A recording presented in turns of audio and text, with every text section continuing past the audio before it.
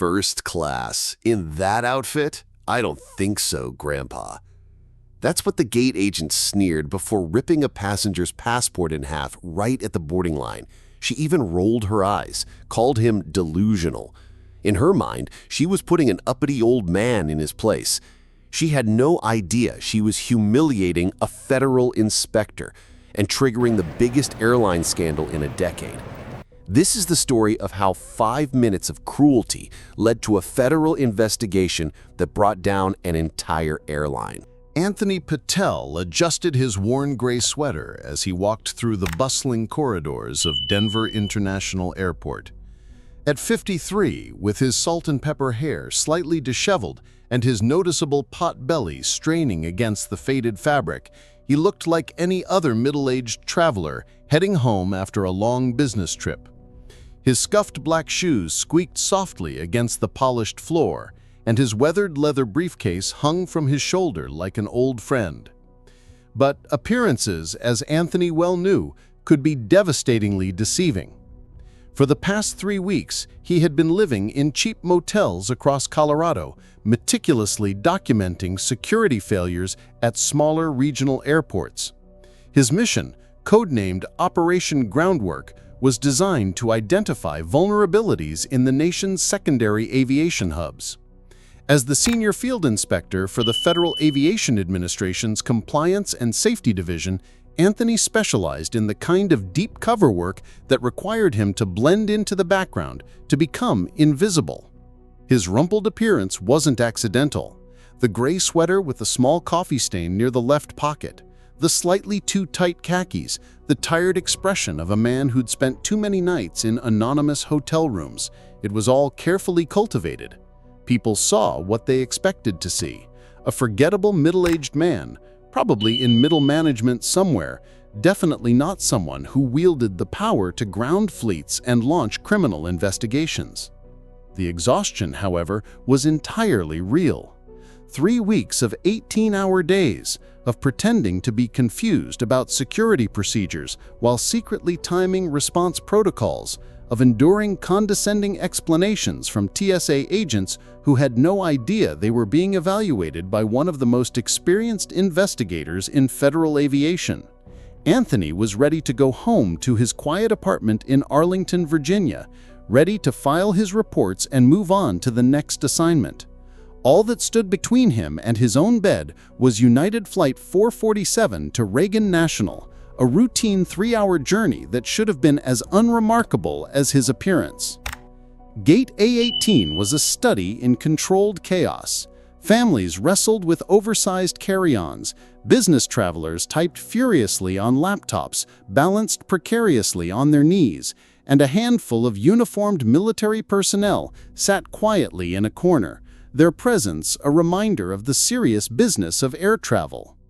The gate agent's station was positioned like a throne at the center of it all, elevated slightly above the waiting passengers, a physical manifestation of the power dynamic that governed this small kingdom. Behind the counter stood Jessica Martinez, though Anthony didn't know her name yet. Jessica was 34, with perfectly straightened black hair pulled into a severe bun and makeup applied with the precision of someone who understood that appearance was armor. She wore her United Airlines uniform like a badge of office, the navy blue blazer immaculate, the gold wings pin polished to a mirror shine.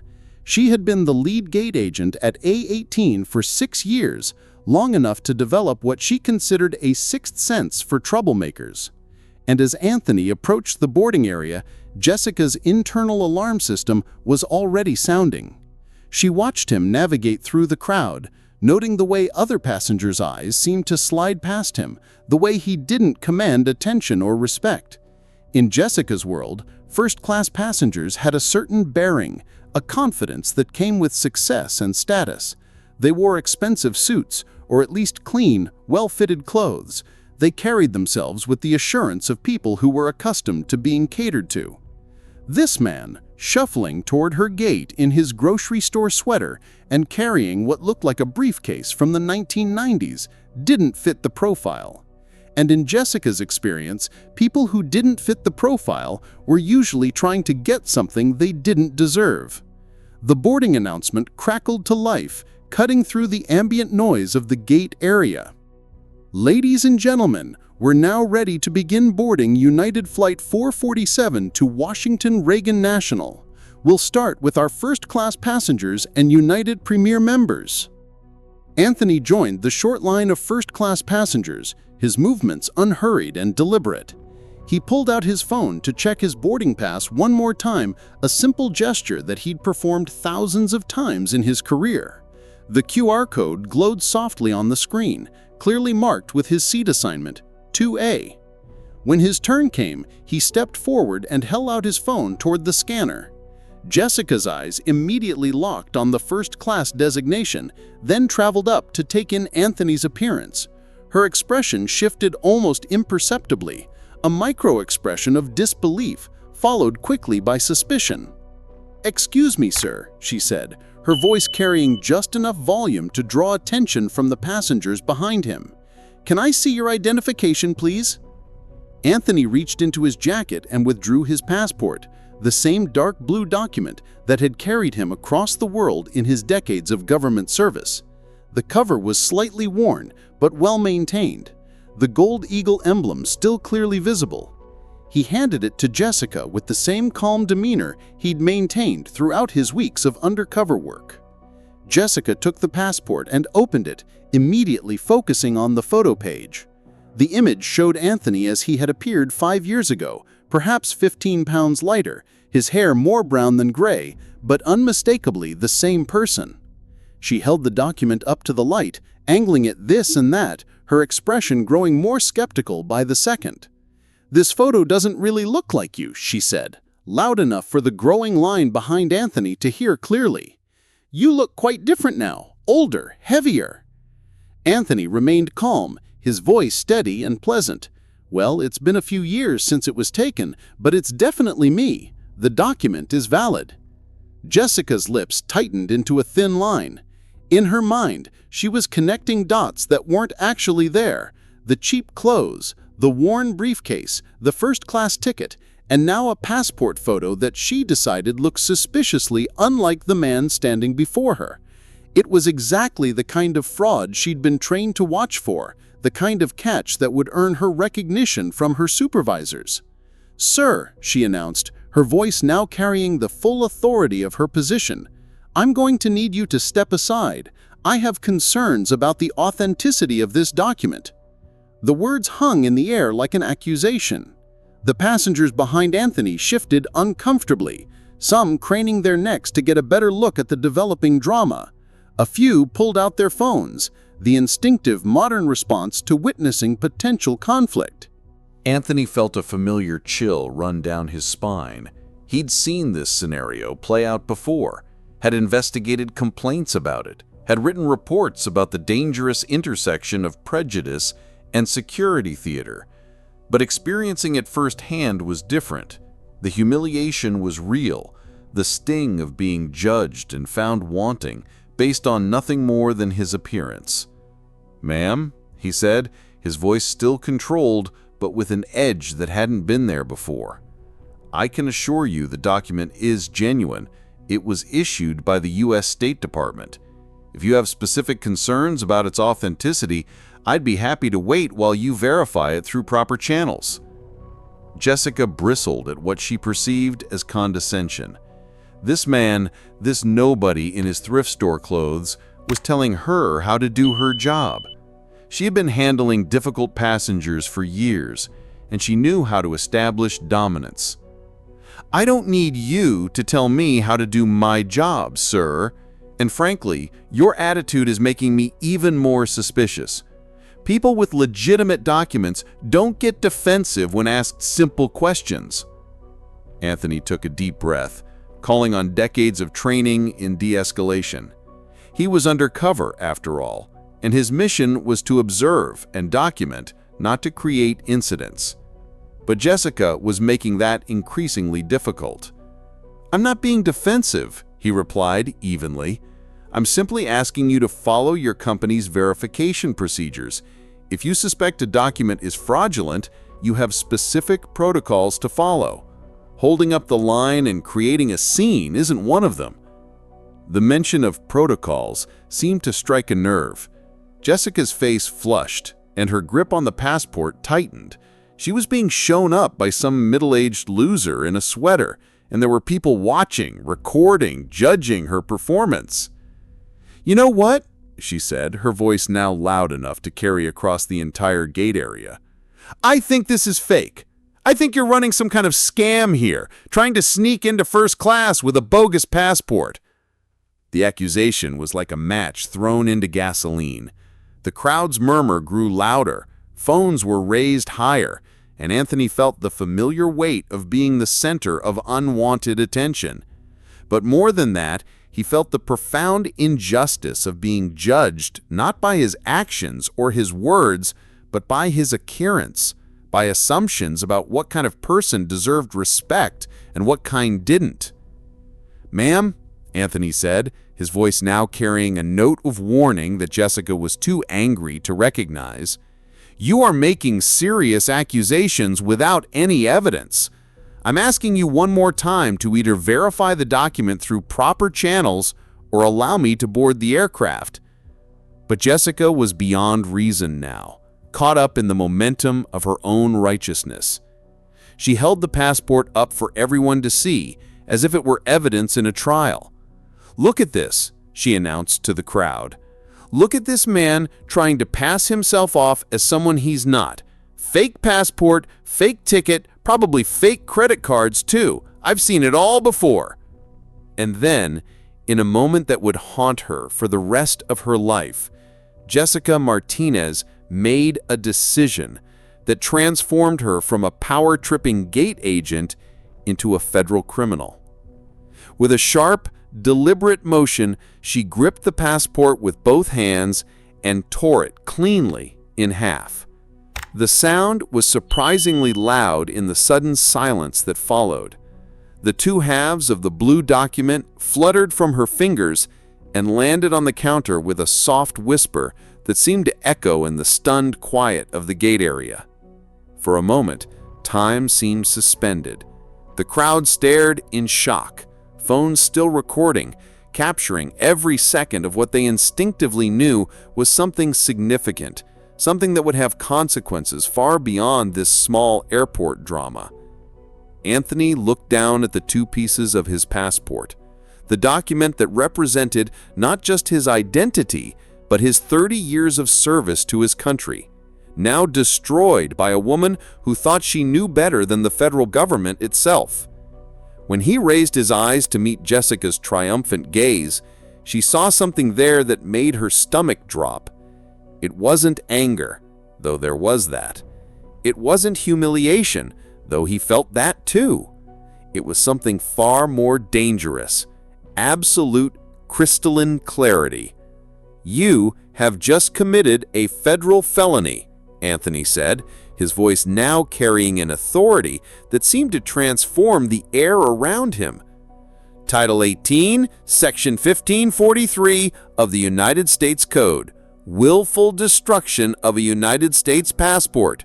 The penalty is up to 15 years in federal prison." Jessica's smile faltered. She had expected tears, rage, a satisfying meltdown that would justify her actions. She had not expected a precise recitation of federal law. "It was fake," she stammered, but her voice lacked conviction. "I was protecting the integrity of this flight." "You were following your prejudices, and you have just provided me with exactly the kind of documented evidence that my investigation was designed to uncover." He pulled out his phone, not to make a call, but to show Jessica the screen. There, in official government formatting, was his federal credentials. Anthony Patel, Senior Field Inspector, Federal Aviation Administration, Office of Compliance and Safety. The blood drained from Jessica's face as she read the words.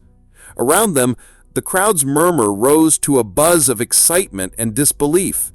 The nobody in the gray sweater was not a nobody at all. He was exactly the kind of person who could destroy careers and launch investigations. "You're lying," she whispered, but even as she said it, she knew it wasn't true. The transformation in Anthony's demeanor, the sudden shift from tired traveler to federal authority, was too complete, too authentic to be an act. He tapped a contact on his phone, and Jessica watched in growing horror as he placed the call that would change everything. Director Williams, this is Patel. I'm at Denver International Gate A 18. I need to invoke emergency protocols under Operation Groundwork. I have a United Airlines employee who has just committed willful destruction of federal property and demonstrated exactly the kind of security risk we've been investigating. He paused, listening to the voice on the other end while maintaining eye contact with Jessica. Yes, sir. In full view of passengers, it's all been recorded. I need TSA federal marshals and airport police on scene immediately. And get me a direct line to United's corporate security office. They're about to have a very bad day. As Anthony ended the call, Jessica felt her world crumbling around her. The power she had wielded so carelessly, the authority she had abused, was about to be turned against her with the full force of the federal government. "Please," she whispered, her earlier arrogance completely evaporated. "I was just doing my job. I really thought it was fake." Anthony looked at her with something approaching pity. "No, Ms. Martinez. You thought I didn't belong in first class because of how I look. You thought you could humiliate me without consequences because you assumed I was powerless. You weren't doing your job. You were indulging your prejudices. And now you're going to face the consequences of that choice." The arrival of airport security happened with the swift efficiency that Anthony had come to expect from his years in federal service. Within minutes, the gate area was swarming with uniformed officers, TSA supervisors, and 2 federal air marshals who had been on standby in the airport's security office. The crowd of passengers, initially entertained by the drama, now found themselves witnesses to something much more serious. The casual phone recordings had captured what was rapidly becoming a federal case, and the atmosphere shifted from curiosity to tense anticipation. Jessica stood behind her counter like a defendant in the dock, her earlier confidence completely shattered.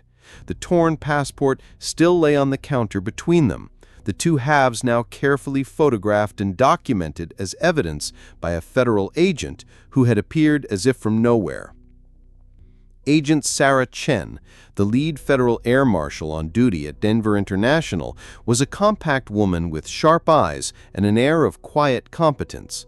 She had worked with Anthony on several previous investigations and knew his reputation for thoroughness and professionalism. "Inspector Patel," she said, approaching with the deference due to his rank and experience. "We've secured the scene and documented the evidence. Do you want to brief me on the situation?" Anthony nodded, his voice taking on the clipped, professional tone he used for official reports. "Agent Chen, the subject is Jessica Martinez, lead gate agent for United Airlines at this location.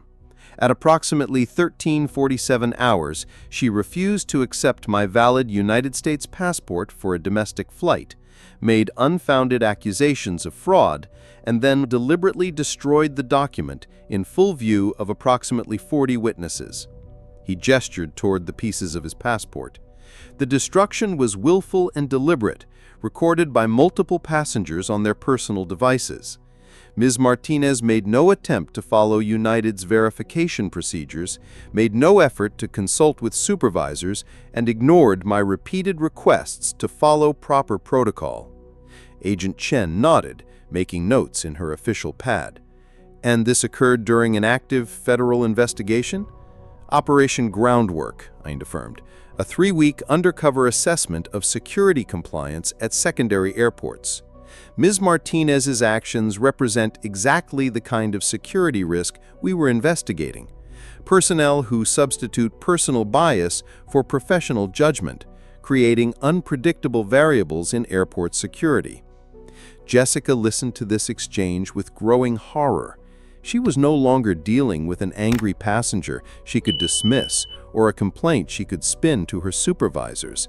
She was the subject of a federal investigation, her actions being documented and analyzed by people who have the power to destroy her life. "I want to call my supervisor," she said, her voice barely above a whisper. "I want to call my union representative." Agent Chen looked up from her notepad. "Ms. Martinez, you're not under arrest at this time, but I need to advise you that anything you say may be used in any federal proceedings that may result from this incident. You have the right to remain silent and the right to an attorney." The reading of her rights hit her like a physical blow. This was really happening. Her moment of petty power, her decision to put an uppity passenger in his place, had escalated into a federal case that could send her to prison.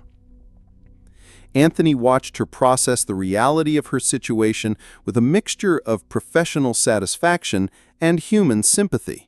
He had seen this transformation before, the moment when someone realized that their small-minded prejudices had consequences that extended beyond their little kingdom of imagined authority. "Agent Chen," Anthony continued, "I also need a complete audit of Ms. Martinez's employment record. I want to see her training records, any complaints that have been filed against her, and her supervisor's responses to those complaints. I suspect this incident is part of a larger pattern." Jessica's legs felt weak. She sank into her chair behind the counter, the weight of her situation finally settling on her shoulders. Her training records would show that she had been counseled multiple times for what her supervisors diplomatically called customer service issues. The complaints would reveal a pattern of behavior toward passengers who didn't meet her personal standards of what first-class travelers should look like. "There's something else," Anthony said, his voice taking on a harder edge. "During the incident, Ms. Martinez accused me of running a scam, of using fake documents and credit cards. She did this loudly in front of dozens of witnesses with no evidence whatsoever. That constitutes defamation of a federal officer in the performance of his duties." Agent Chen made another note. "That's a separate federal charge." "Yes, it is," Anthony agreed, "and given that this occurred in an airport under federal jurisdiction during an active federal investigation, I think the U.S. Attorney's Office is going to be very interested in making an example of this case." As if summoned by his words, a new figure appeared at the gate. David Park, United's Regional Security Director for the Denver hub. He was a tall, thin man in an expensive suit with the harried look of someone who had been pulled from an important meeting to deal with a crisis. "Inspector Patel?" he asked, approaching with the cautious respect of someone who understood exactly how much trouble his airline was in. Anthony turned to face him, and Park immediately noticed the transformation. The rumpled, forgettable man in the gray sweater was gone, replaced by a federal inspector whose presence commanded attention and respect. "Mr. Park," Anthony said, his voice carrying the weight of official authority, "your employee has committed a federal crime in full view of dozens of passengers. She has violated not just federal law, but your company's own policies regarding document verification and passenger treatment. This incident has occurred during an active federal investigation, which means United Airlines is now a subject of that investigation." Park's face went pale. "Inspector, I understand the seriousness of the situation. Ms. Martinez will be terminated immediately and will cooperate fully with any federal investigation." "Mr. Park," Anthony replied, his tone indicating that Park was missing the scope of the problem. "This isn't about one employee. This is about a culture that allowed this employee to feel empowered to act as she did. I want to see Ms. Martinez's complete employment file, including any complaints and your responses to them. I want to see your training records for all gate agents at this facility, and I want to understand how a federal inspector operating undercover for 3 weeks could be so easily profiled and dismissed by your staff." Park shifted uncomfortably. United Airlines, like all major carriers, had strict policies about discrimination and passenger treatment. But he also knew that those policies were sometimes honored more in theory than in practice, especially when it came to passengers who didn't fit the expected profile for premium services. "We'll provide whatever you need, Inspector. United Airlines has zero tolerance for discrimination." Anthony looked at him with the expression of someone who had heard that phrase many times before, usually in the aftermath of exactly the kind of incident they were dealing with now. "Mr. Park, your employee just destroyed a federal document because she didn't think I looked like I belonged in first class. She made that determination based solely on my appearance, despite having a valid boarding pass and proper identification. That's not a training failure, that's a culture failure. And culture failures, in my experience, don't happen in isolation." As if to underscore his point, Anthony's phone buzzed with a text message. He glanced at it and allowed himself a small, grim smile. "Agent Chen. That was my data analyst. They've pulled the passenger complaint records for this gate for the past year. There have been 14 formal complaints filed against Ms. Martinez, 10 of which involved passengers of color who were questioned about their tickets or seat assignments. United's response to these complaints was to send Ms. Martinez to a diversity training seminar and place a note in her file." Jessica, who had been listening to this exchange in growing despair, let out a small sob. She knew about those complaints, had dismissed them as passengers trying to get free upgrades or compensation. She had never considered that they might be part of a pattern, that they might indicate a problem with her own behavior rather than with the passengers she was dealing with. "So you see, Mr. Park," Anthony continued, "this isn't an isolated incident. This is the predictable result of a system that allows discriminatory behavior to continue unchecked as long as it doesn't create major publicity problems. Well, congratulations, you now have a major publicity problem." As if summoned by his words, the first news crew arrived at the gate. The initial passenger recordings had already begun circulating on social media, and the story of the gate agent who destroyed a federal inspector's passport was spreading like wildfire across the internet. Jessica watched the camera crew set up their equipment and felt the last of her hope drain away.